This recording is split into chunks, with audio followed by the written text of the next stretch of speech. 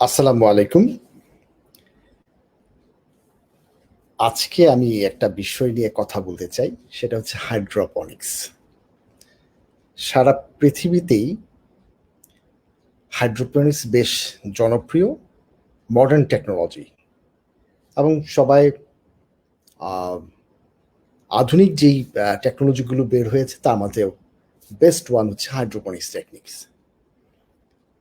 এখন যে high value crops গুলো আছে, সেই ক্রপস গুলোর বেশিগুলোই আ ক্যাপসিকাম, জারবেরা, চেরি টমেটো, পাশাপাশি হচ্ছে মেলন, এগুলো সবগুলোই কিন্তু উন্নত বিশ্বে হাইড্রোপনিক্স টেকনিকে উৎপাদন করা হয়। বাংলাদেশেও হাইড্রোপনিক্স টেকনিক খুব জনপ্রিয় হয়েছে। আজকে আমি আসলে এই হাইড্রোপনিক্স নিয়ে কিছু কথা বলতে চাই। দুটো বিষয় এখানে একটু আমার আ আ আমি একটু এমফেসিস দিব। সেটা হচ্ছে সুবিধাগুলো কি এবং অসুবিধাগুলো কি? কোন ট্রেনিংগুলো কোন হাইড্রোপনিক সিস্টেমগুলো আমাদের দেশের জন্য উপযোগী? কোন ফসলগুলো করা যেতে পারে? অথবা টেকনিক্যাল সাপোর্ট পেতে হলে আপনারা কোথায় যোগাযোগ করতে পারেন? অথবা আপনার আম সমস্যাগুলো সলিউশন করার জন্য কিভাবে এগুতে পারেন সেগুলো। অথবা বাংলাদেশে কেন হাইড্রোপনিক্সটা এখন পর্যন্ত সব ক্রপস এর ক্ষেত্রে যাচ্ছে না অথবা আমরা সাকসেসফুলি করতে পারছি না। তো সেটা নিয়ে আমরা একটা কথা বলব। আপনারা জানেন যে হাইড্রোপনিক্স টেকনিকে কিন্তু বাংলাদেশে অনেকগুলো কোম্পানি হয়েছে যারা প্রোডাকশন করছে। জারবেরা ফুল করছেন, মেলন করছেন, আ টমেটো প্রোডাকশন করছেন, অনেকেই করছেন, শসা করছেন। কিন্তু আমি বারবারই বলতে যাচ্ছি যে হাইড্রোপনিক্স টেকনিকটা কিন্তু খুব উঁচু মানের একটা টেকনোলজি। যেটা হচ্ছে আমরা অ্যাডভান্স টেকনোলজি হিসেবে আমরা বলে থাকি যে খুবই হাই-টেক। তো সব ক্রপস এর ক্ষেত্রে হাই ভ্যালু ক্রপস গুলোর ক্ষেত্রে এটা খুব বেশি প্রযোজ্য এবং দেশভিত্তিক কিন্তু খুব ইম্পর্টেন্ট। যেমন হচ্ছে যেই দেশগুলোতে সাধারণত বরফ পড়ে অথবা সারা বছর ধরে বৃষ্টিপাত হয়, সেই সব দেশগুলোতে হাইড্রোপনিক্স টেকনিক খুব বেশি প্রচলিত। কারণ হচ্ছে টেম্পারেচারগত কারণেই ফসলগুলোকে একটু ঢেকে রাখতে হয় এবং তখন দেখা যায় তারা নিজেরা টেম্পারেচার কন্ট্রোল করে ক্রপস গুলো প্রোডাকশন করে। আমরা বাংলাদেশেও কিন্তু শুরু হয়ে গিয়েছে। বাংলাদেশেও অনেকেই করছেন এবং উচ্চ মূল্যে কিন্তু সেই ফসলগুলো বাজারজাত করছেন। তো কেন আমি বলছি যে হাইড্রোপনিক্স টেকনিকটা খুব উন্নত মানের? কারণ হচ্ছে এখানে অনেকগুলো বিষয় আছে। যে আমার যেহেতু বৃষ্টি হবে, একটা পলি টানেল দিয়ে ঢেকে দিতে হবে, গ্লাস দিয়ে ঢেকে দিতে হবে বা যেভাবে বৃষ্টি পড়বে না সেভাবে করতে হবে। আবার ধরা যাক এইরকম যে আ বৃষ্টি আমি যদি শেডটা দিই তাহলে টেম্পারেচার আবার বেড়ে যাচ্ছে। টেম্পারেচার বেড়ে গেলে সেটা টেম্পারেচার কমানোর পদ্ধতিও আমাদের কাছে থাকতে হবে। আবার যেহেতু খাবারগুলো মাটি থেকে নিচ্ছে না, সয়েললেস কালচার। সো মাটি থেকে নিচ্ছে না তার জন্য কিন্তু আপনাকে মেপে খাবারগুলো পরিমাণ মতো খাবারগুলো এবং সবগুলো ১৬ টা নিউট্রিয়েন্ট মেপে দিতে হবে। কোনটা বেশি খেলো। আজকে সূর্য উঠেছে খুব তাপমাত্রা বেশি। দেখা যাচ্ছে কার্বোহাইড্রেট কা কার্বন, হাইড্রোজেন, অক্সিজেনের সাথে নাইট্রোজেনটাও প্রচুর পরিমাণে সে আপটেক করছে। তাহলে নাইট্রোজেন আমাদের দরকার লাগবে।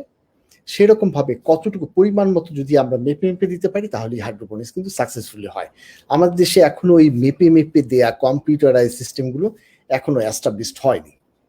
যার জন্য আমি বলছি যে এটা খুব আ আধুনিক টেকনোলজি এবং এটা সাকসেসটা নিয়ে আসার জন্য আসলে নলেজ এবং ফেসিলিটিস গুলো খুব ইম্পর্টেন্ট।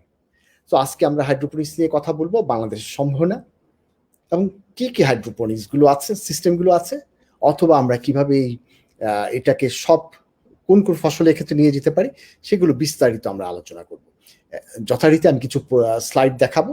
সেই স্লাইডগুলো দেখে আমি আস্তে আলোচনা করব, যেগুলো হচ্ছে আপনি সহজেই হাইড্রোপনিক্স কি, কেমন করে হাইড্রোপনিক্স করতে হবে, আমাদের সুবিধাগুলো কি, অথবা অসুবিধা কিছু আছে কিনা সেগুলো। অসুবিধা আমি কিন্তু আমার দেশের ক্ষেত্রে শুধুমাত্র বলছি যে দেশের ক্ষেত্রে কিছু অসুবিধা থাকতেই পারে।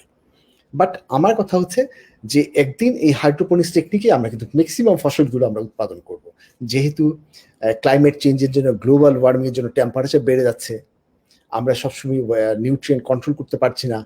আমাদের ইনসেক্ট পরিমাণ বেড়ে যাচ্ছে, তার জন্য খুব প্রোটেক্টিভ কাল্টিভেশন যখন করা শুরু করব তখনই হাইড্রোপনিক্সে আমরা চলে যাব। হাইড্রোপনিক্স আছে কিছুই না, সয়েললেস কালচার। সয়েললেস কালচার মানে হচ্ছে যে গাছের জন্য যে খাবারগুলো খায় সেই খাবারগুলো সবগুলো এই যে পানির মাধ্যমে আমরা দিয়ে দিই। এইরকম নানাবিধ, দেখেন এই ছবিটাতে দেখলে বুঝতে পারবেন যে প্রোডাকশন কিন্তু প্রচুর পরিমাণ আনতে হবে। ধরেন একটা জিনিস, যে একটা টমেটো গাছে 4 কেজি টমেটো হয় যদি মাটিতে আমরা লাগাই, যদি হাইড্রোপনিক্স টেকনিকে 4 কেজির চেয়ে কম প্রোডাকশন হয় তাহলে তো গ্রহণযোগ্যতা হারিয়ে যাবে।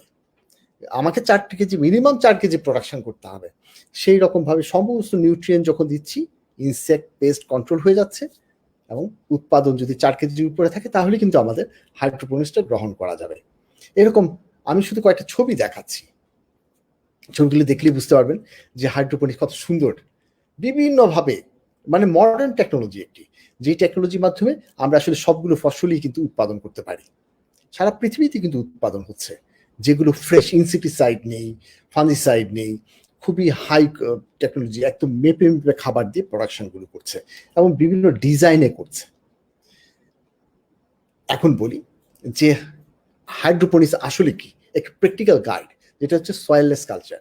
সয়েললেস কালচার মানে হচ্ছে আমরা যখন মাঠ ফসলগুলো করি, মাঠ থেকে বা মাটি থেকে 16টা নিউট্রিয়েন্ট পাই, আমরা ওই মাটির ভিতরে নিউট্রিয়েন্টগুলো দেই। কিন্তু হাইড্রোপনিক্স টেকনিকে পানি থেকে কোনো সয়েল ইউজ করা যাবে না, পানি থেকে কিন্তু নিউট্রিয়েন্টগুলো সবগুলো গাছ গ্রহণ করবে। এটাই হচ্ছে চ্যালেঞ্জ, যে মেপে মেপে পরিমাণ মাত্র সঠিক মাত্রায়, আমার ওয়েদারের জন্য কম খাবার খেতে পারে, ওয়েদারের জন্য খুব বেশি খাবার খেতে পারে, সেগুলো সব মেজার করে, অথবা এমন হতে পারে ওই পানিটার ভিতরে প্যাথোজেন পড়েছে, প্যাথোজেনটা কিভাবে কন্ট্রোল করব, সবকিছু মিলিয়েই কিন্তু এটা একটা বিশাল একটা আর্ট অফ এগ্রিকালচার। এইরকম সে যেটা হচ্ছে সয়েললেস কালচার। সয়েললেস কালচার আমি ছবি দেখাচ্ছি, আসলে আমি বোঝানোর চেষ্টা করেছি। আমরা যখন পানিগুলো, নিউট্রিয়েন্টগুলো থাকবে সেটাকে ঢেকে তৈরি করতে হবে, কারণ নিউট্রিয়েন্টের ভিতরে যদি পানি পড়ে তাহলে দেখা যাবে যে নিউট্রিয়েন্ট সলিউশনগুলো আমার কনসেন্ট্রেশন কম বেশি হয়ে যাবে। সেরকমভাবে অনেক ডিজাইনে কিন্তু এখন বাংলাদেশে অথবা সারা পৃথিবীতে দেখেন কত সহজ সহজ টেকনিকে ফসলগুলো আপনি ব্যালকনিতে অথবা ছাদে প্রোডাকশন করতে পারেন খুব সহজেই হাইড্রোপনিক্স টেকনিকে। অসুবিধাগুলো পরে আমি আলাপ করছি, অসুবিধা তো অবশ্যই কিছু আছে, সেগুলো একটা সময় হবে যে সেগুলো আমরা উতরিয়ে ফেলতে পারবো। বাপাসের ছবিটা যেটা দেখছেন, দেখেন কত সুন্দর, এগুলো কিন্তু দেশের বাইরে রেডিমেড পাওয়া যায়, জাস্ট উপর দিয়ে পানিগুলো জাস্ট ঘুরে ঘুরে ঘুরে ঘুরে যাচ্ছে, আবার নিচে কালেকশন করে আবার উপরে পানিগুলো তুলে দেওয়া হচ্ছে, তাহলে হচ্ছে হাইড্রোপনিক্স। হাইড্রোপনিক্স হচ্ছে নিউট্রিয়েন্ট সলিউশন গুলো খাবে হচ্ছে সয়েল না, পানি থেকে। আমি কিন্তু বারবার বলছিলাম হাইড্রোপনিক্স মানে হচ্ছে পানি থেকে সব ওয়ার্কিং করা, পানিকে কাজে লাগিয়ে সেখান থেকে নিউট্রিয়েন্টগুলো সাপ্লাই দিয়ে আমরা হাইড্রোপনিক্স টেকনিকে ফসল উৎপাদন করতে পারি। এটা একটা স্মার্ট এগ্রিকালচার, আধুনিক এগ্রিকালচার, এবং ফিউচারে আমাদের বাংলাদেশে কিন্তু দেখবেন যে হাইড্রোপনিক্স টেকনিকের মাধ্যমে ম্যাক্সিমাম ফসলগুলো আমরা হাই ভ্যালু যেগুলো ক্রপসগুলো আছে, ক্যাপসিকাম, মেলন, চেরি টমেটো, শসা, লেটুস অথবা স্ট্রবেরি, এগুলো যেগুলো খুব হাই ভ্যালু এবং ফ্রেশ হিসাবে আমরা খাই, সেগুলো আমরা খুব তাজা অবস্থায় ঘরে ঘরে কিন্তু এগুলো প্রোডাকশন করে আমরা খেতে পারি। সো হাইড্রোপনিক্স হচ্ছে ফিউচার এগ্রিকালচার। ফিউচারে এই এগ্রিকালচার চলে আসবে হাইড্রোপনিক্স টেকনিকে। হাইড্রোপনিক্স, আমি কিন্তু বারবারই বলছি হাইড্রোপনিক্স, আমি কিন্তু হাইড্রোফনিক্স বলিনি, আমি পনিক্স বলেছি, স্পেলিংটা একটু P, hydroponics, PONICS, ponics, not for F. So hydroponics টেকনিকে আমি এখন কিছু ছবি দেখাবো আপনাদের, বিরক্ত না হয়ে ছবিগুলো একটু দেখবেন যে আসলে কত রকম ভাবে হাইড্রোপনিক্স টেকনিকগুলোকে দেখায়। মজার ব্যাপার হচ্ছে বোতল কেটে বোতলের ভিতরে গাছটা লাগিয়ে উল্টিয়ে দিয়ে পানির ভিতরে রেখে দিলেও সেটাও কিন্তু হাইড্রোপনিক্স। আর খেয়াল করে দেখেন, আমি প্রথম হাইড্রোপনিক্স করেছিলাম, আমি যখন প্রথম গাছ লাগানো শিখি তখনই আমি মা থেকে শিখেছিলাম হাইড্রোপনিক্স টেকনিকে।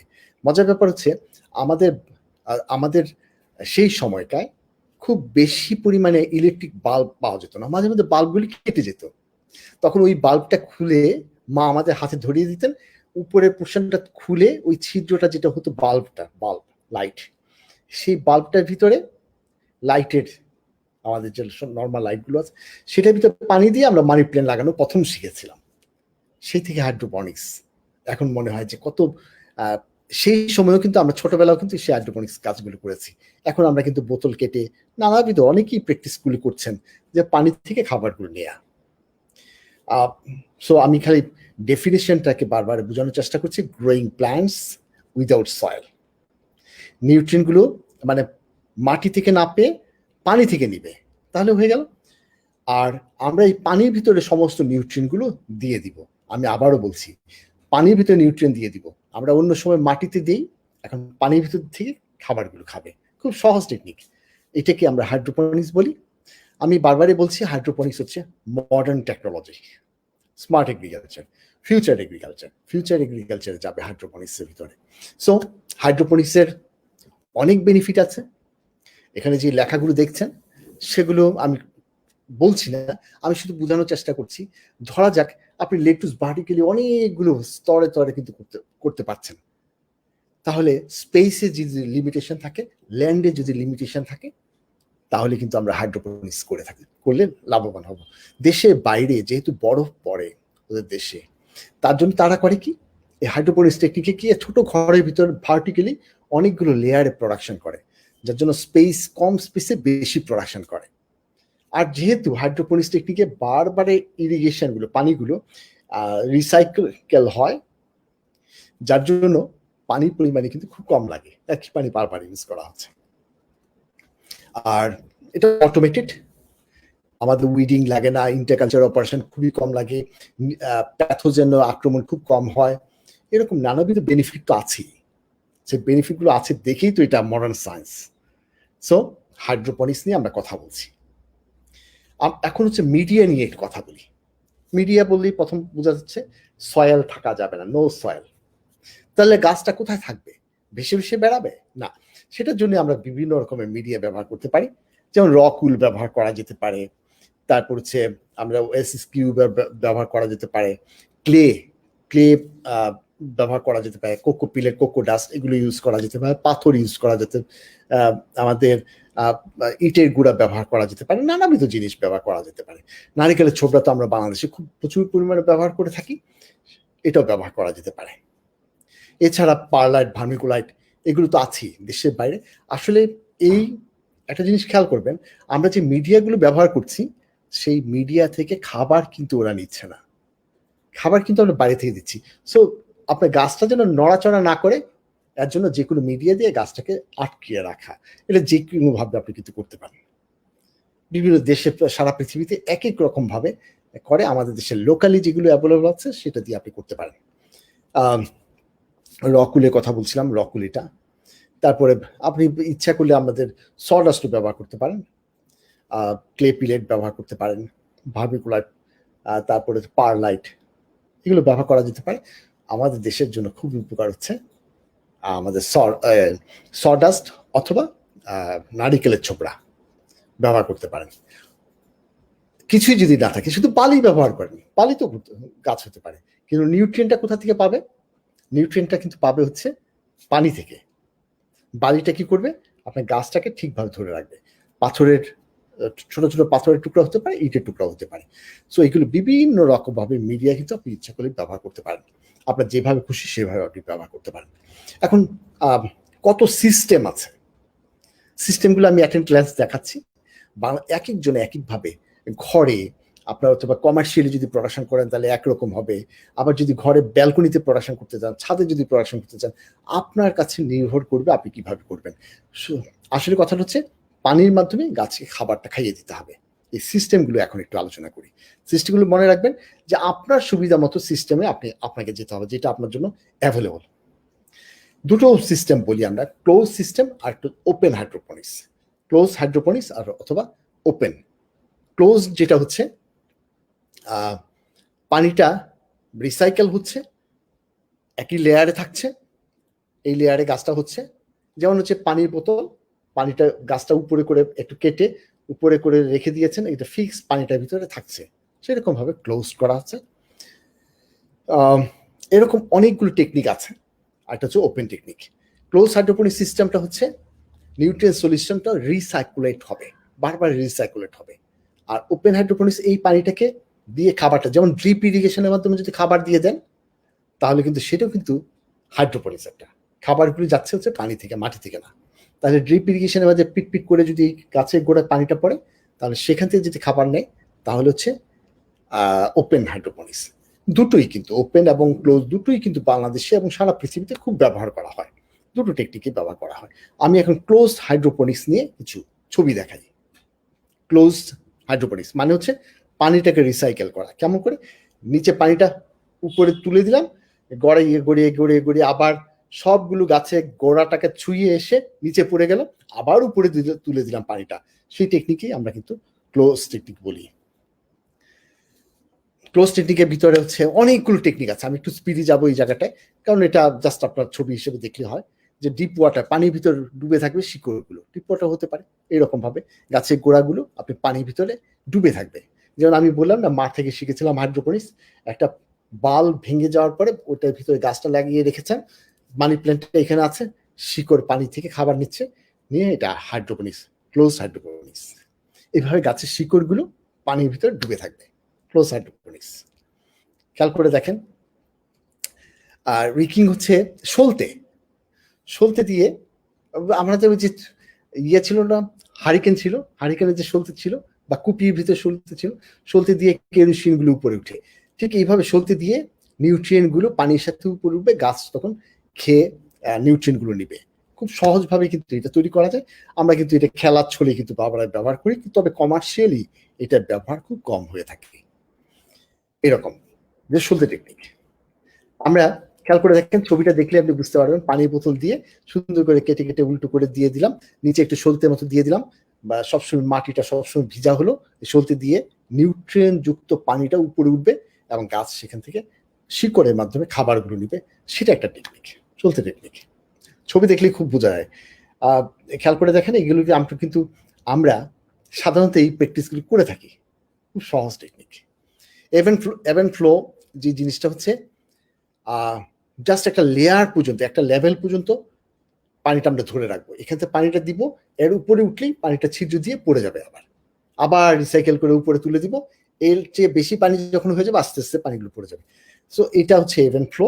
এটাও কিন্তু বাংলাদেশে প্রচুর পরিমাণে ব্যবহার করা হয়। খেয়াল করে দেখেন, এই যে এই পাশে যে ছবিটা দেখা যাচ্ছে, ওয়াটার লেভেলটা তার উপরে যখন চলে যায়, পাম্প করে আমি পানি দিচ্ছি পানি দিচ্ছি পানি দিচ্ছি, যখন এই লেভেলটা উপরে উঠে গেল, এখান থেকে পানিগুলো আস্তে করে নিচে চলে আসবে। মানে বারবার রিসাইকেল হচ্ছে, একটা লেভেল পর্যন্তই কিন্তু পানিটা থাকছে এবং সেই লেভেলে শিকড়গুলো ডুবে থাকছে, সেখান থেকে শিকড়গুলো নিউট্রিয়েন্ট নিচ্ছে। এভেন ফ্লো।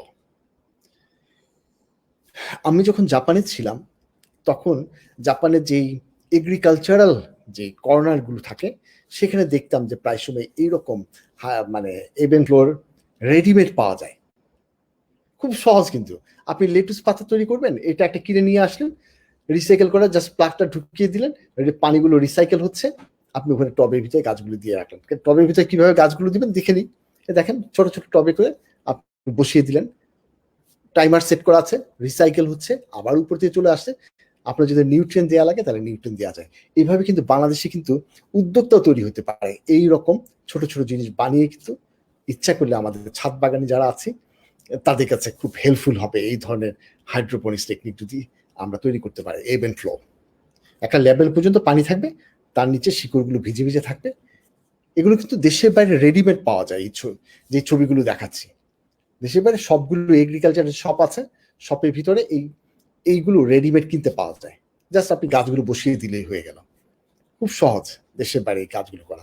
বাংলাদেশে যদি আমরা করতে পারি তাহলে খুব ভালো হতো। আরেকটা জিনিস হচ্ছে কন্টিনিউয়াস নিউট্রিয়েন্ট সলিউশন সাপ্লাই, মানে হচ্ছে একটু স্লোপ থাকবে, বা এমন করে পেঁচানো পেঁচানো করে পানিগুলো উপরে তুলে দিলাম, উপর থেকে আস্তে আস্তে পানিগুলো গড়িয়ে গড়িয়ে গড়িয়ে গড়িয়ে নিচে পড়ছে, সেখানে শিকড় সবসময় ভিজা থাকছে, শিকড় নিউট্রিয়েন্টগুলো তুলে নিচ্ছে। আবার যেখানে পানিটা জমা হচ্ছে সেখান থেকে আবার রিসাইকেল করে উপরে তুলে দিলাম, আবার গড়িয়ে গড়িয়ে পানিগুলো নিচে যাচ্ছে। বাট এটা হচ্ছে সারাক্ষণ continuous nutrient solution flow rate যখন থাকে, তখন আমরা এনএফটি টেকনিক বলে থাকি। খুব সহজ। এগুলো আমরা কিন্তু ঘরে নিজেরা পাইপ দিয়ে এগুলো বা এখন যে পাইপগুলো পাওয়া যায় সেগুলো কেটে কেটে কেটে কেটে আমরা কিন্তু এই টেকনিকটা খুব সহজেই বানিয়ে ফেলতে পারি। জাস্ট খেয়াল করে দেখেন, এই ছবিটা দেখেন, তাহলে দেখেন এখান থেকে পাম্প করে পানিগুলো উপরে এই পাশে তুলে দিলাম। যেহেতু স্লোপ আছে, পানিগুলো গড়িয়ে গড়িয়ে পড়বে, শিকড়গুলো ওখানে লেগে থাকবে। আস্তে আস্তে করে পানিগুলো এই পাশে ডান পাশে এসে ড্রপ বাই ড্রপ নিচে পড়ে যাচ্ছে, আবার এখান থেকে পাম্প করে তুলে দিচ্ছি। মানে আমি উপরে দিয়ে তুলে দিচ্ছি, গড়িয়ে গড়িয়ে আবার নিচে দিয়ে পড়ছে, উপরে দিকে তুলে দিচ্ছি, গড়িয়ে গড়িয়ে পড়ছে। সহজ টেকনিক। সেভাবে কিন্তু এনএফপি টেকনিকে আপনি কিন্তু করতে পারেন। এইরকম ভাবে এনএফপি টেকনিক আমরা করে থাকি। দেখেন আপনি কিন্তু বাসার পাইপ দিয়েও কিন্তু এটা বানিয়ে নিতে পারবেন। জাস্ট পাম্প করে উপরের দিকে তুলে নেওয়া, পাম্প করে উপরের দিকে তুলে নেওয়া পানিটা, আবার নিচে গড়িয়ে পড়বে, আবার পানিটা উপরের দিকে তুলে দিব। সহজ ভাব। এরকম কিন্তু দেশের বাইরে রেডিমেড পাওয়া যায়। আপনি ইচ্ছা করলে কিন্তু আপনি নিজেও বানিয়ে নিতে পারেন। কিন্তু শর্ত একটাই, এটা কিন্তু ব্যালকনিতে রাখতে হবে, যেখানে বৃষ্টি পানি পড়বে না। যদি বৃষ্টি পানি পড়ে তাহলে কি হবে? আপনি যে নিউট্রিয়েন্ট সলিউশনটা তৈরি করেছেন সেটা কনসেন্ট্রেশন হারিয়ে ফেলবে। তাহলে উপরে অবশ্যই শেড থাকতে হবে। ছাদে আপনি করলেন, ছাদে বৃষ্টি হলো, ঝমাঝম করে বৃষ্টি হলো, নিউট্রিয়েন্ট সলিউশনে কনসেন্ট্রেশন কিন্তু চেঞ্জ হয়ে গেল, খাবার হয়তো বা সেরকম নাও পেতে পারে। সো এটা কিন্তু খেয়াল রাখতে হবে। আমরা এই টেকনিকগুলো আলোচনা করে ফেলেছি। ওপেন হাইড্রোপনিক সিস্টেম খুব সহজ।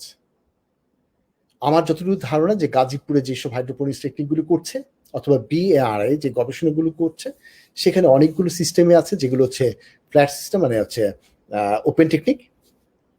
জাস্ট আমি কোকো ডাস্টের একটা কিউবের ভিতরে গাছ বসানো আছে, আমি করলাম কি নিউট্রিয়েন্টগুলো ড্রপ বাই ড্রপ হাইড্রোপনিক্স টেকনিকের মতো ওই কোকো ডাস্টার ভিতরে ড্রপ বাই ড্রপ নিউট্রিয়েন্ট যুক্ত পানিগুলো আমি দিচ্ছি, সেই পানিটা থেকে গাছগুলো খাবার খাচ্ছে। তাহলে কিন্তু হয়ে গেল ওপেন টেকনিকে আমরা কিন্তু বারবার, কিন্তু এটাকে কি হচ্ছে, আমি কিন্তু ওয়াটার রিসাইকেল করতে পারছি না, শুধু পানির সাথে নিউট্রিন দিয়ে যাচ্ছি, পানির সাথে নিউট্রিন দিয়ে যাচ্ছি, পানির সাথে নিউট্রিন দিয়ে যাচ্ছি, আমি কিন্তু কখনোই রিসাইকেল করছি না। সো এরকম নানাবিধ টেকনিক কিন্তু খুব সহজেই পাওয়া যায়। দেশের বাইরে কত সুন্দর সুন্দর যন্ত্র পাওয়া যায়, বাংলাদেশে এখন সব যন্ত্র কিন্তু অ্যাভেলেবল, সেগুলো দিয়ে আপনি কিন্তু নিজেরাও ট্রাই করতে পারেন হাইড্রোপনিক্স টেকনিক। এখন কোন ধরনের পটে করবেন? অনেক ধরনের, আপনি আপনার কাছে যে ধরনের অ্যাভেলেবল হবে যে কোনো জায়গায় কিন্তু আপনি এইভাবে বানিয়ে দেখেন, কত রকমের দেশের বাইরে রেডিমেড পাওয়া যায়। আপনি ইচ্ছা করলে কিন্তু এগুলো বানিয়ে নিতে পারেন, নিজে বানিয়ে নিতে পারেন, অথবা এগুলো সাপ্লাই দেয় অনেকেই আছে, তাদের সাথে যোগাযোগ করতে পারেন। সো সেইভাবে করেন। এখন মজার ব্যাপার হচ্ছে আমি টেকনিকটা বুঝে নিলাম, যেভাবে হোক রিসাইকেল করে পানি দিতে হবে, নিউট্রিয়েন্ট গুলো পানির সাথে মিশিয়ে দিতে হবে। কিন্তু নিউট্রিয়েন্ট গুলো কি? আমি যে খাবারগুলো দিব, খাবারগুলো কিভাবে দিব? খাবারগুলো আমি বারবারই বলি যে এটাই হচ্ছে আসল জায়গা, যে আমি প্রত্যেকটা খাবার কতটুকু গাছ খাবে সেটা মেপে মেপে আমি কিন্তু দিতে হবে। অথবা এমন যদি হয় যে খাবার কোনো কারণে গাছটা একটু খাবার জিঙ্কটা খেলো না, আপনি যদি আপনার জিঙ্ক দিয়ে দেন তাহলে কনসেন্ট্রেশন কিন্তু হাই হয়ে যাবে। সো এরকম ভাবে মেপে মেপে বুঝে বুঝে গাছের সিমটম দেখে দেখে আপনি নিউট্রিয়েন্ট দিতে হবে। নিউট্রিয়েন্টগুলো এই ১৬টা নিউট্রিয়েন্ট ওরা গাছ খেয়ে থাকে। অক্সিজেন, হাইড্রোজেন, কার্বন এগুলো বাতাস থেকে গাছ নেয়, আর বাকি সবগুলো ১৬টা যে ১৩টা সে কিন্তু আপনি মেজর অথবা মাইক্রো এইগুলো নিউট্রিয়েন্টগুলো সাপ্লাই দিতে হবে। এখন কথা হচ্ছে এই নিউট্রিয়েন্টগুলো আপনি কি নিজে ঘরে বানাতে পারবেন নাকি বাজার থেকে কিনে নিয়ে আসবেন? দেশের বাইরে এইটাই সুবিধা। আমি যখন জাপানে ছিলাম দেখা যেত দোকানে গেলাম, সলিউশন পাওয়া গেল, এনে ড্রপ বাই ড্রপ আমাকে বলে দিয়েছে ৫ ফোঁটা করে প্রতিদিন সকালবেলা দিবেন, বা ৩ দিন পর পর ১০ ফোঁটা করে দিবেন। তাহলে আমি কিন্তু ১০ ফোঁটা করে দিলেই হয়ে যেত। বাট এখানে কিন্তু আমাদের সেই মেজার করা ওইভাবে বানানো নিউট্রিয়েন্ট গুলো পাওয়া যায় না, পাওয়া যায় কিন্তু কম পাওয়া যায়। তো এই ফার্টিলাইজার গুলো আমি এখানে রেট দিয়ে দেখিয়েছি, এগুলো কিন্তু ইজিলি আপনি কিন্তু প্রিমিক্স মানে মিক্স করা অবস্থায় এভাবে দুইটা পাওয়া যেতে পারে। দেশের বাইরে এই যে নিউট্রিয়েন্ট গুলো এইভাবে বিভিন্ন রকমের পটে কিন্তু বিক্রি হয়, এগুলো আপনি ড্রপ বাই ড্রপ যদি ওই পানির ভিতরে দিয়ে দেন তাহলেই হয়ে গেল সহজেই। এখন আমি শুধু ছবিতে দেখিয়ে দিচ্ছি, যারা এই ভিডিওটা দেখছেন তারা ইচ্ছা করলে আপনার মোবাইলের মাধ্যমে এই জায়গাটা জাস্ট হ্যাং করে দিয়ে স্টপ করে দিয়ে আপনি ছবি তুলে রেখে দিতে পারেন। আপনি দেখবেন, খেয়াল করে দেখেন কোনটা কত গ্রাম, কিভাবে মিশাতে হবে, সবগুলো এখানে কিন্তু দেয়া আছে। ১,০০০ লিটার পানিতে এই নিউট্রিয়েন্টগুলো, এই ৮-৯টা নিউট্রিয়েন্ট কম্পোজিশন দিলে 16টা নিউট্রিয়েন্ট কিন্তু তারা পেয়ে যাচ্ছে। আপনার সলিউশন যদি একবার তৈরি করে ফেলেন তাহলে দেখা যাবে আপনি বারবারই কিন্তু ইউজ করতে পারেন, খুব সহজেই কিন্তু ব্যবহার করা যায়। আমি আবারও বলছি, এই পেজটা যদি আপনার মোবাইলের ভিতরে সেভ করা থাকে তাহলে এটা দেখে দেখে দেখে দেখে আপনি কিন্তু আপনার সলিউশনগুলো তৈরি করে নিতে পারেন। একদম কত গ্রাম কত লিটার পানিতে, কত লিটার পানি কিন্তু খেয়াল রাখবেন, ওই লিটার পানিতে এইভাবে সলিউশনগুলো তৈরি করে নেবেন এবং সেখানে গাছগুলো সেভাবে খাবে। সমস্যা তো কিছু থেকেই যায়, নিউট্রিয়েন্ট যদি বেশি হয়ে যায়, নিউট্রিয়েন্ট যদি কম হয়ে যায়, দুটোতেই সমস্যা। সো এগুলো যদি বেশি হয়ে যায় পাতা পুড়ে যাবে। তো সবগুলো এটা মেজার করা, এটাই হচ্ছে আপনার টেকনিকটা যদি ভালোভাবে আপনি রপ্ত করতে পারেন তাহলে দেখা যাবে খুব ভালোভাবেই হাইড্রোপনিক্স টেকনিকে আপনি কিন্তু ফসল উৎপাদন করতে পারেন।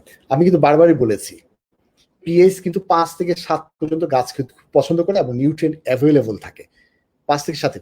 তো আপনি এই 5 থেকে 7, 6.5 এইরকম জায়গায় যদি পিএইচটাকে কন্ট্রোল করতে পারেন, পিএইচ কম বেশি করার সিস্টেম আছে, পিএইচ কম বেশি করে নিয়ে আপনি যদি অ্যাডজাস্ট করে নেন তাহলে দেখা যাবে আপনার আর কোনো টেনশন নাই। আপনি পিএইচ মেজার করার জন্য লিটমাস পেপার থেকে শুরু করে আপনারা সবাই জানেন যেগুলো জাস্ট পিএইচটা একটু চেক করে নেবেন, সলিউশনটা চেক করে নিয়ে 6.5 এর দিকে অথবা 7 এর নিচে 5 এর উপরে এইরকম যদি থাকে তাহলে গাছের জন্য অ্যাভেলেবল থাকবে, সেটা আপনি মেজার করে নেবেন।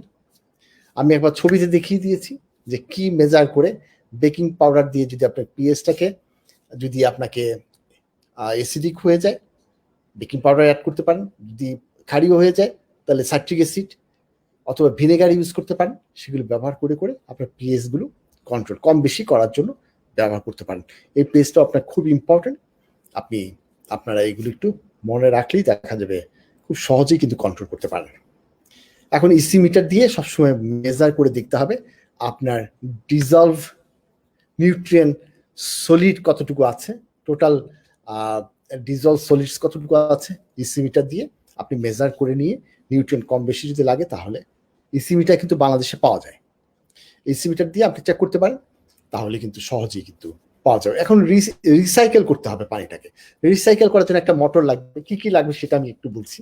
মোটর লাগবে, মোটর কিন্তু ওই যে গুলিস্তানের ওই পাটটা, ওটার নাম হচ্ছে সিদ্দিক বাজারের ওই পাশটায়, ওখানে কিন্তু প্রচুর মোটর, ছোট বড় মোটর, একুরিয়ামে যে মোটরগুলো পাওয়া যায় সেগুলো কিন্তু ব্যবহার করতে পারেন, একুরিয়ামের দোকানে পাওয়া যেতে পারে।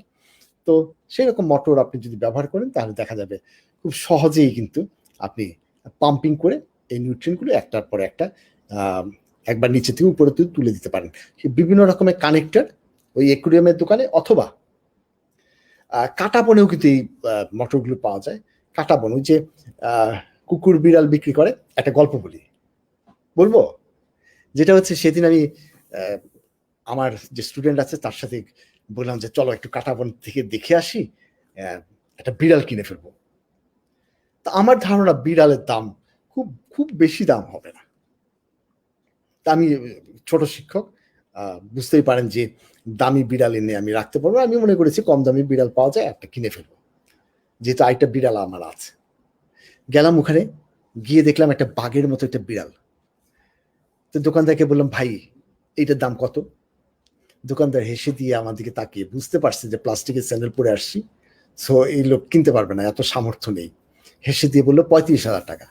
আমি বললাম ভাই এটা তো আমার চেয়েও দামি বেশি, বলে আমি চলে আসছি, আর দামাদামি করিনি, কারণ এত দাম দিয়ে আমি কিনতে পারবো না।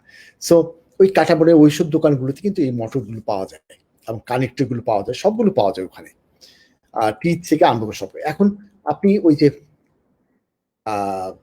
আপনি গাছটা যেখানে বসাবেন, যেখানে পাথরের নুড়িগুলো দিবেন অথবা ইটের টুকরোগুলো দিবেন, সেগুলো কোথায় দিবেন? এরকম পট লাগবে।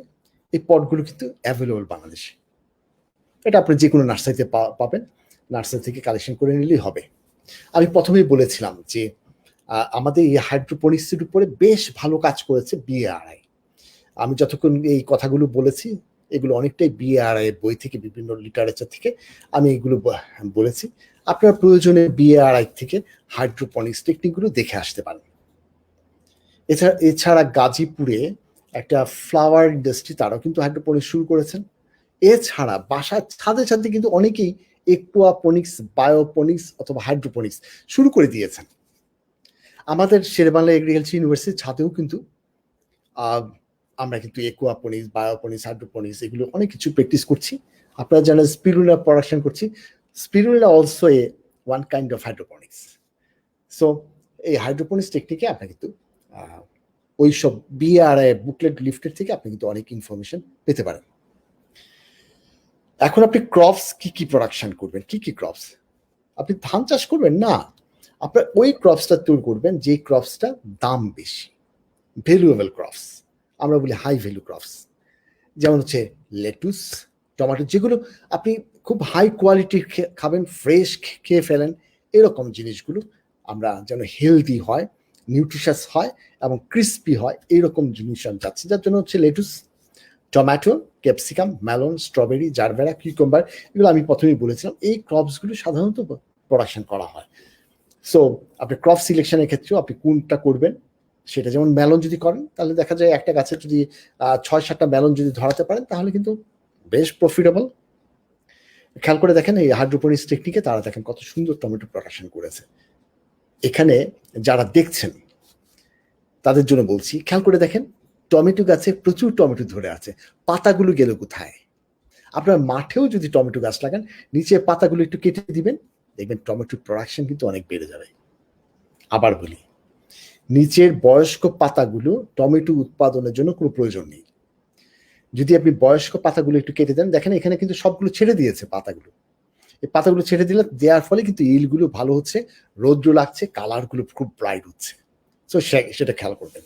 এখানে ক্যাপসিকাম দেখেন, হাইড্রোপনিক্স টেকনিকে ক্যাপসিকাম প্রোডাকশন করছে, লেটুস প্রোডাকশন করছেন, বেগুন প্রোডাকশন করছে, আর স্ট্রবেরি তো সারা পৃথিবীতে প্রোডাকশন করে হাইড্রোপনিক্স টেকনিকে। জিরকাস নামে একটা সব অর্গানাইজেশন আছে জাপানে, যারা টোটালটা কিন্তু অটোমেটেড এই স্ট্রবেরি প্রোডাকশন টেকনোলজি তারা ব্যবহার করছে এবং অনেক বড় বড় প্রোডাকশনগুলো করছে। আমরা মাটি বা টবে প্রোডাকশন করে থাকি স্ট্রবেরি, যার ফলে যারা এইবার স্ট্রবেরি প্রোডাকশন করবেন তাদের দৃষ্টি আকর্ষণ করছি। টবে যখন প্রোডাকশন করি, টবের ভিতরে যখন স্ট্রবেরিগুলো হয়, মাটির সাথে স্ট্রবেরিগুলো লেগে নষ্ট হয়ে যায়। কিন্তু দেখেন হাইড্রোপনিক্স টেকনিকে করার ফলে যেহেতু বাইরে পড়ে যাচ্ছে, এর জন্য আমি কি করি জানেন, টবে যখন আমি স্ট্রবেরি প্রোডাকশন করি, ছোট টব নেই, যেন স্ট্রবেরিটা বাইরে পড়ে থাকে, ঝুলে থাকে। ছোট টবে স্ট্রবেরি প্রোডাকশন ভালো হয়। সো স্ট্রবেরিগুলি যখন ঝুলে থাকবে তখন মিষ্টতা বেশি হবে। এর জন্য আমরা যখন মাঠে গত বছর করেছিলাম, মাটিটাকে একটু উঁচু করে দিয়ে ঢালু করে দিয়েছিলাম, স্ট্রবেরিগুলোতে থাকে, ঝুলে ঝুলে থাকে, সেভাবে করেছিলাম। নিচে আমরা কিন্তু একটা কাগজের মতো কিছু দিয়ে দিয়েছিলাম, যার জন্য হচ্ছে যেন ময়েশ্চার লেগে পচে না যায়, সেটার দিকে আমরা খেয়াল করেছি। কিন্তু হাইড্রোপনিক্স টেকনিকে যদি করেন, ঝুলন্ত যদি করেন, তাহলে দেখা যাবে এই ভয়টা অনেকাংশে, পচনটা খুব কম হয়। এই ছবিতে যাকে দেখছেন উনি ওমায়ের সান। ওমায়ের সান হচ্ছে জির কাছে উনি কাজ করেন, বড় একটা সায়েন্টিস্ট। আমরা জাপানে যখন আমি কাগোশিমা ইউনিভার্সিটি পড়ালেখা করি, তখন ওমায়ের সানের সাথে আমরা একসাথে পিএইচডি করেছি।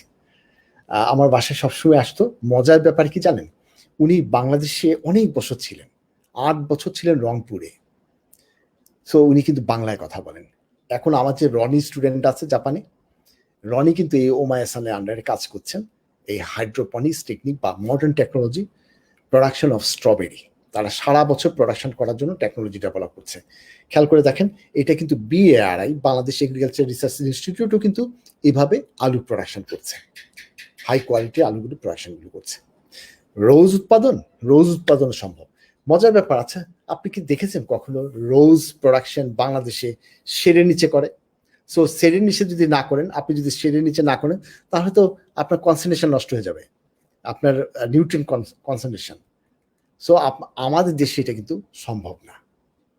কিন্তু আমরা যদি এইভাবে হাইড্রোপনিক্স শেড দিয়ে হাইড্রোপনিক্স সারা বছর প্রোডাকশন করি, তাহলে কিন্তু এটা প্রফিটেবল হবে। এর জন্য আমি বলছি, এখনো বাংলাদেশ হাইড্রোপনিক সিস্টেমটাকে গ্রহণ করার জন্য বাংলাদেশ এখনো প্রস্তুত না, আরো সময় লাগবে। কারণ বাংলাদেশের এই রোজ কিন্তু শীতকালে বাইরে কিন্তু ভালো প্রোডাকশন হয়। সো আমরা কেন প্রোটেক্টিভ কাল্টিভেশন করব, কেন শেড বানিয়ে নিব? আমাদের আম ওপেন জায়গায় খুব ভালো হয়, কেন আমরা শেড বানাবো? সো এইরকম ভাবে আমরা কিন্তু জারবেরা প্রোডাকশন করতে পারছি। দেখেন কত সুন্দর সুন্দর ফুল উৎপাদন করে।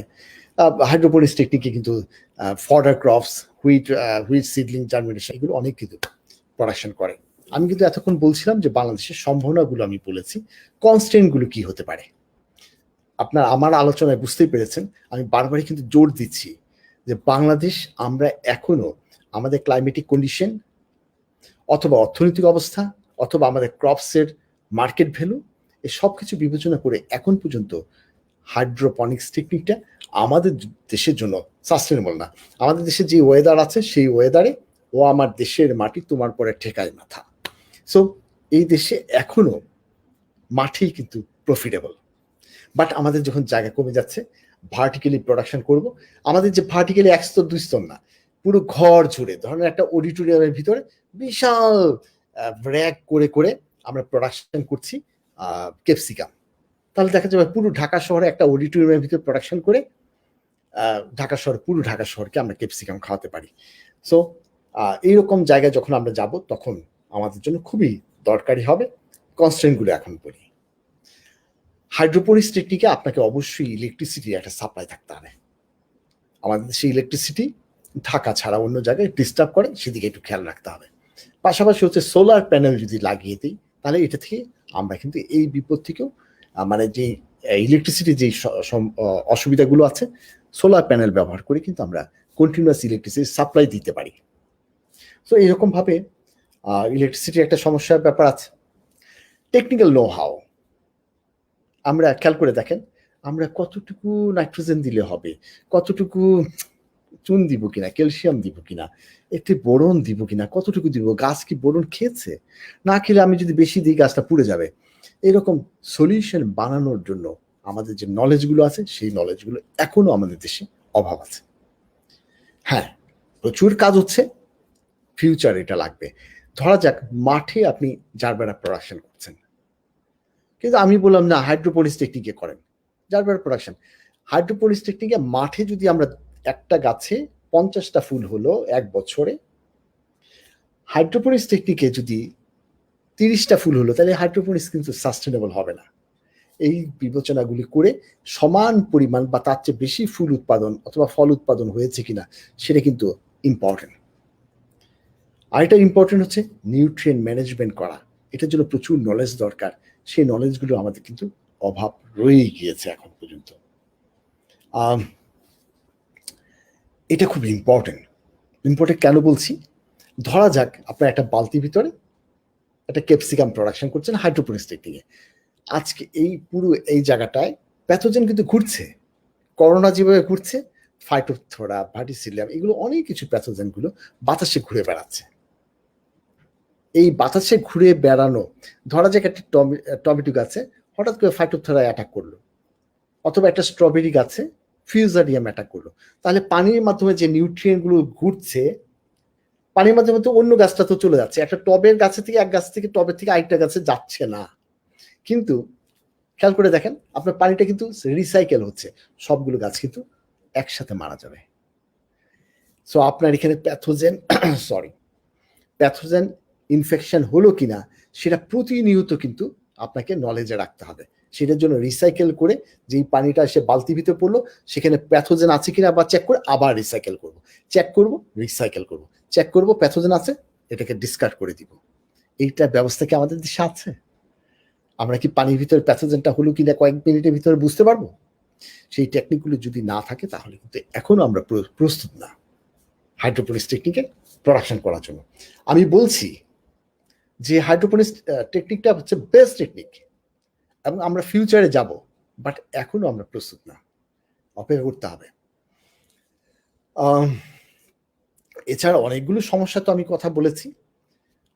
একটা সমস্যা হচ্ছে মাঠের ভিতরে আপনি এইরকম শেড বানিয়ে হাইড্রোপনিক্সে আপনি ফসল করবেন, এত টাকা খরচ করে এই হাইড্রোপনিক্সের শেড বানিয়ে এইটার ভিতরে যে ফুলটা যেই জায়গাটা থাকবে এই জায়গাতে যতগুলো স্ট্রবেরি প্রোডাকশন হবে সেই জায়গাটাতেই আপনি যদি টবে অথবা মাটিতে যদি লাগিয়ে দেন তাহলে তো কম খরচে বেশি ফসল উৎপাদন হবে।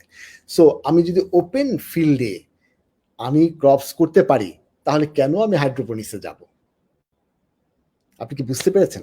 শেড তৈরি করতে হচ্ছে যেন কনসেন্ট্রেশনগুলো নষ্ট না হয়ে যায়। আমার দেশে তো মাটি, তো তাহলে ওই জায়গাতে ঘর না করে মাটির ভিতরে যদি প্রোডাকশন করতে পারি তাহলে ভালো। সো আমাদের দেশে এখনো আমরা কিন্তু সেই লেভেলে যেতে পারছি না। কিন্তু এই জায়গাটাতেই কাভার দিয়ে মাল্টিপল স্টেজে আমরা যদি গাছ লাগিয়ে অনেকগুলো ভার্টিক্যালি অনেক লেয়ারে যদি প্রোডাকশনগুলি করতে পারি, দেন প্রফিটেবল হবে, তখনই কিন্তু সাস্টেনেবল হবে। সো সাস্টেনেবল এগ্রিকালচার করতে হবে। নিউট্রিয়েন্ট ম্যানেজমেন্ট কিন্তু আমি বারবারই বলছি খুব কঠিন। আমি একটা ওয়ার্ড ব্যবহার করেছিলাম, বায়োপনিক্স।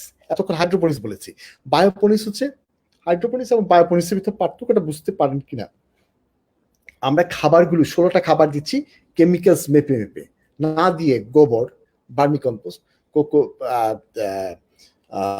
নিম খোল, এগুলো থেকে যদি নিউট্রিয়েন্টগুলো আমরা আনতে পারি, মানে অর্গানিক সোর্স থেকে যদি খাবারগুলো এনে গাছকে খাওয়াতে পারি, তাহলে এটা বায়োপনিক্স।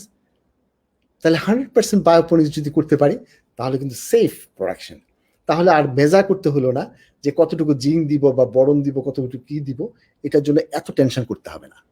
সো বায়োপনিক্স হচ্ছে আরো ইজিয়েস্ট একটা টেকনোলজি। আপনি কিভাবে করবেন? নিউট্রিয়েন্ট সলিউশন যেখানে তৈরি করার কথা ছিল, সেই জায়গাতে আপনি একটা একটা একটা কাপড় দিয়ে অর্গানিক ম্যাটারগুলো পেঁচিয়ে ভিতরে পচনশীল, পচে গিয়েছে গোবরগুলো, যেগুলো আমরা ব্যবহার করতে পারি, সেই গোবর অথবা ভার্মি কম্পোস্ট পেঁচিয়ে ওইখানে রেখে দেন, এখান থেকে নিউট্রিয়েন্টগুলো রিসাইকেল করেন, তাহলে দেখা যাবে হচ্ছে আপনার ওই নিউট্রিয়েন্টগুলো পেয়ে যাবে গাছ, এবং গাছ ভালো থাকবে। আর যদি ওই যে যেখানে নিউট্রিয়েন্ট সলিউশনগুলো জমা হচ্ছে, সেখানে যদি মাছ থাকে, মাছের বিষ্ঠা থেকেও নিউট্রিয়েন্ট পাচ্ছে, ওখানে থাকলে যদি মাছ থাকে তাহলে ইকোঅপরিক্স হয়ে যাবে, একই জিনিস। আমি একটা গল্প বলি। আমি জাপানে গিয়েছি প্রথম 6 মাস যাওয়ার পরে আমার কিছু পয়সা হলো। আপনারা জানেন যে আমি প্রাইভেট ফিন্যান্সে গিয়েছিলাম। আমি খুব কষ্ট করে পড়ালেখা করেছি, অনেক কষ্ট করেছি পার্ট টাইম কাজ করে। যখনই পার্ট টাইম কাজ করে একটু পয়সা হতো, হাতে তো ব্যথা হয়ে যেত, গ্লাভস পরে প্লেট ধুতে হতো আমার। তো প্লেট ধোয়ার ফাঁকে মাঝে মাঝে মনে হতো যে এই শপিং মলে যাই, ওই শপিং মলে যাই। শপিং মলে গিয়ে একদিন আমি একটা হোটেলে ঢুকলাম। ঢুকে আমি বললাম যে আমি যেহেতু মাংস হালাল কিনা বুঝি না, আমি মাছ খাবো। ঢুকে বুঝে ফেলেছি যে একটু ভুল করে ফেলেছি আমি। এখানে মাছের একুরিয়াম দেখা যায়, যেই ডাইনিং টেবিলে বসছি আমি, সেই টেবিলের নিচে মাছ দেখা যায়। আমাকে বলে কোন মাছটা তুমি খাবা? আমি তো পড়লাম বিপদে। আরে কি বলে! আমি ওখান থেকে একটা মাছ দেখিয়ে দিলাম, ওই মাছটা নিয়ে ভাজি করে আমার সামনে ভাজি করে দিল, গ্রিল করে দিল, আমি ওইটা দিয়ে খাবার খেলাম। তো এরকম ভাবে আপনি যেই টেবিলে বসছেন সেই টেবিলে যদি মাছ, এইভাবে কিন্তু একুরিয়ামের ভিতরে মাছ চাষ যদি করতে পারি, তাহলে একুয়াপনিক্স হয়ে যাবে। এবং একদিন আসবে বড় বড় হোটেলগুলোতে আপনার চোখের সামনে সবজি উৎপাদন করবে, লেটুস পাতা উৎপাদন করবে, ক্যাপসিকাম উৎপাদন করবে, ওইগুলো কেটে কেটে সালাদ বানিয়ে দিবে, মাছও থাকবে, মাছগুলো দিয়ে ভাজি করে আপনার কাছে দিবে, সেগুলো খাবেন। দিন আসছে সেই রকম দিনগুলো দেশের বাইরে শুরু হয়ে গিয়েছে। সেরকম ভাবে এখন কথা হচ্ছে লাইটের ব্যাপার। আমরা ব্যালকনিতে যদি করি, তাহলে এই হাইড্রোপনিক্স বা ইকোপনিক্সের লাইট আমরা এলইডি লাইট দিয়েও প্রোডাকশন করতে পারি, ভার্টিক্যালি অনেকগুলো স্তরে করতে পারি। বায়োপনিক্সের ভিতরে ফিশ যদি থাকে তাহলে হচ্ছে আর হচ্ছে প্ল্যান্ট নিউট্রিয়েন্ট, এটা নিয়ে একটু ভাবা দরকার যে আমরা আসলে কি পারবো কিনা। যদি না পারি তাহলে বায়োপনিক্স করে ফেলেন, তাহলে সহজে নিউট্রিয়েন্ট আপনি ম্যানেজ করতে পারবেন। আর যদি কেমিক্যালস দিয়ে করতে যান, তাহলে কিন্তু একটু আগে থেকেই বিবেচনা করতে হবে আপনি বর্ষার সময় ঢেকে রাখতে পারবেন কিনা, নিউট্রিয়েন্ট মেজার করতে পারবেন কিনা, প্যাথোজেন যদি পড়ে যায় প্যাথোজেনটাকে কিভাবে কন্ট্রোল। একটা টমেটো গাছ মরা শুরু করলে সবগুলো গাছ মরে যাবে। সো সেদিকে খেয়াল রেখে আপনাদেরকে আগাতে হবে। বায়োপনিক্সের কথা বলেছিলাম, লাইটের কথা বলেছিলাম, এলইডি লাইট ব্যবহার করতে পারেন, খুব সহজেই লাইটগুলো ব্যবহার করা যায়। আর এইরকম ভাবে ছাদেও কিন্তু আপনি হাইড্রোপনিক্স করতে পারেন। হাইড্রোপনিক্স করবেন, এটা সেটটা বানাতে যে পয়সা লাগবে, এই জায়গাটাতে আপনি টব বসিয়ে দেন, প্রচুর পরিমাণে ড্রিপ ইরিগেশন চালু করে দেন, আর কোনো টেনশন নাই। হাইড্রোপনিক্স আমার আপনার জন্য না, হাইড্রোপনিক্স হচ্ছে কমার্শিয়াল প্রোডাকশনের জন্য। তাহলে কি আপনি করবেন না? আপনি ব্যালকনিতে একটু ট্রাই করে দেখতে পারেন, অথবা একটা বাল্বের ভিতরে একটা গাছ লাগিয়ে দেখতে পারেন, একটা বোতলের ভিতরে একটু গাছ রেখে, মানি প্ল্যান্ট রেখে হাইড্রোপনিক্স করতে পারেন। Hydroponics future agriculture, smart agriculture, এবং বাংলাদেশেও একদিন হাইড্রোপনিক্সের কাছেই যেতে হবে, তবে সময়ের মাত্র অপেক্ষা। এরকম ভাবে হাইড্রোপনিক্স করতে হলে আপনাকে ঠেকে করতে হবে, অবশ্যই প্রোডাকশন মাঠে যেই প্রোডাকশনটা হয়, সাধারণ মাটিতে যে প্রোডাকশন হয় তার চেয়ে সমান অথবা বেশি প্রোডাকশন হতে হবে, কম হলেও হবে না। কিন্তু এইরকমভাবে হাইড্রোপনিক্স করা যেতে পারে। আমি এতক্ষণ যে কথাগুলো বলছিলাম, আমি বোঝানোর চেষ্টা করেছি হাইড্রোপনিক্স মডার্ন টেকনিক, বাট আমার আপনার জন্য নিউট্রিয়েন্ট মেজার করে শেড বানিয়ে এটা প্রোডাকশন করা আমার জন্য একটু ডিফিকাল্ট। তো আমি দেখছি যে আপনার এই রাতেও, আমি আসলে এই রাতে বেলা আসছি জাস্ট কিছুক্ষণ পড়ালেখা করছিলাম, তা আমার কাছে মনে হলো যে একটু কথা বলি আপনাদের সাথে। সো এখানে অনেকেই এখানে প্রশ্ন করেছেন বা কথা বলেছেন, লিখেছেন।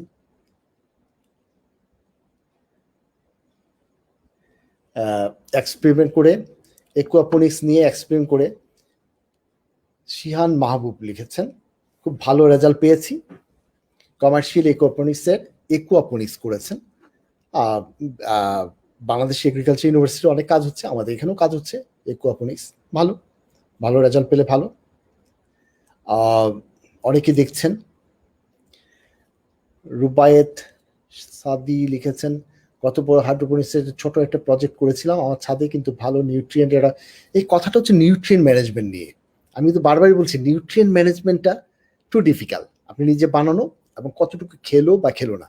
অন্য দেশে কি হয় জানেন, আমি হাইড্রোপনিক্সে অনেকদিন কাজ করেছি, আমার অনেক কাজই ছিল হাইড্রোপনিক্সে, বাট ওদের দেশে অটোমেটেড বলে, কম্পিউটার পিক দেখিয়ে বলে দিয়েছে সে জিঙ্ক খেয়ে ফেলেছে, জিঙ্ক এখানে নাই। তা জিঙ্কে 2 ড্রপ আমি দিয়ে দিতাম।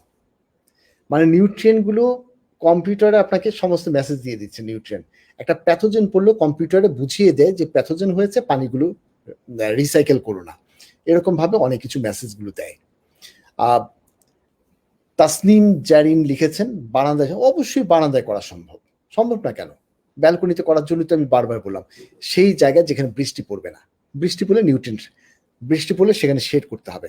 শেড করলে টেম্পারেচার বেড়ে যায়, ছাদে তো এমনি টেম্পারেচার বেশি। এরকম নানাবিধ সমস্যাগুলো আছেই। আল আমিন সাগর ভাই লিখেছেন, দিনাজপুর থেকে দেখছেন। দিনাজপুর নাইস, খুবই ভালো। আমরা কিন্তু হাইড্রোপনিক্স নিয়ে কথা বলার পেছনে কারণটা হচ্ছে হাইড্রোপনিক্সের সুবিধা অসুবিধা দুটোই আছে, কিন্তু আমি কিন্তু বারবার বলছি বেস্ট টেকনিক একসময় যেতেই হবে আমাদের কাছে, বাট আমরা প্রস্তুত না এখন। বিনু নাজনীন আপু দেখছেন, আমরা সবজি বীজ কবে পাবো দয়া করে জানাবেন। আজকে আমরা সবজি বীজ আমরা দিয়েছি 300 জনকে দিয়েছি, প্রায় 18 থেকে 20টা সবজি বীজ দিয়েছি। আমরা আগামী শনিবার, এখনো অ্যানাউন্স হয়নি, আমার বন্ধু মাহবুব বা পিপলু, সবাইকে মাহবুব হিসেবে জানেন, ওকে আমি রিকোয়েস্ট করেছি যে আমরা প্রচুর পরিমাণে গোল্ডেন পূর্ণা এবং রেড পূর্ণা, এর দুটো জাতের প্রচুর চারা করেছি। এছাড়া আরো অনেকগুলো জাত আছে, টেবিল টমেটো আছে, এগুলো চারাগুলো আপনাদের কাছে পৌঁছে দিব আগামী শনিবার। হয়তো বা অ্যানাউন্সমেন্টটা হয়ে নিক, আপনার ওদিকে নজর রাখবেন, তাহলে আপনি কিন্তু গাছ পেয়ে যাবেন। গাছ পেলে আপনি আপনার ছাদের জন্য যতগুলো লাগবে সেগুলো আমরা দিয়ে দিব। নূর মোহাম্মদ ভাই দেখছেন, আচ্ছা। কাজী ফাইজুল হক ভাই লিখেছেন এলইডি লাইট। আসলে এলইডি লাইটে কোনো স্পেশালিটি কিছু নাই, আমাদের সূর্যের আলোর বিকল্প। সূর্যের আলো পেলে যেই লাইটের স্পেকট্রামগুলো আসার কথা ছিল, সেই স্পেকট্রামগুলো যদি আমরা দিয়ে দিতে পারি তাহলেই হলো। এখন এলইডি লাইট হচ্ছে টেম্পারেচার ইনক্রিজ করে না, গাছের সাথে একদম কাছাকাছি এনে দেয়া যায়, যার জন্য লাইট ইন্টেন্সিটি বেশি পাওয়া যায়, ফসলের উৎপাদনশীলতা বেড়ে যায়। এলইডি লাইটের সুবিধা এটাই। আর অন্য লাইট দিয়েও করা যায়, কিন্তু এলইডি লাইট টেম্পারেচার ইনক্রিজ করে না দেখে এটা খুব ভালো। আপনারা যারা এতক্ষণ দেখলেন হাইড্রোপনিক্স নিয়ে, আমি আবারও একটু সূর্য দিতে চাই যে হাইড্রোপনিক্স বেস্ট টেকনিক, বাট সময়ের ব্যাপার, ম্যানেজমেন্টের ব্যাপার, সবকিছু মিলিয়ে হাইড্রোপনিক্স যদি করতে চান তাহলে ভালো। কিন্তু নিউট্রিয়েন্ট আপনি যদি ম্যানেজ না করতে পারেন, একটা শশা গাছ হলো, শশা গাছে মিনিমাম 15-20টা শশা হওয়ার কথা, গিটে গিটে শশা হয়, কিন্তু আপনার শশা গাছে একটা শশা ধরলো, তাহলে কি আপনি আপনারটা হাইড্রোপনিক্সটা বেস্ট টেকনিক বলবেন? কারণ নিউট্রিয়েন্ট ম্যানেজমেন্ট না করতে পারলে কিন্তু তাহলে হবে না। সো এইসব বিবেচনা করে আপনারা, আমি আশা করছি যে হাইড্রোপনিক্স নিয়ে একটু পড়াশোনা করে তারপরে একটু ধৈর্য ধরেন, একসময় হয়তো আমাদের দেশে রেডিমেড পাওয়া যাবে হাইড্রোপনিক্স, তখন আমরা করব। আমাদের এখন এনাফ জায়গা আছে। So hydroponics future smart agriculture. আপনারা সবাই ভালো থাকবেন, আর ধন্যবাদ সবাইকে। আসসালামু আলাইকুম।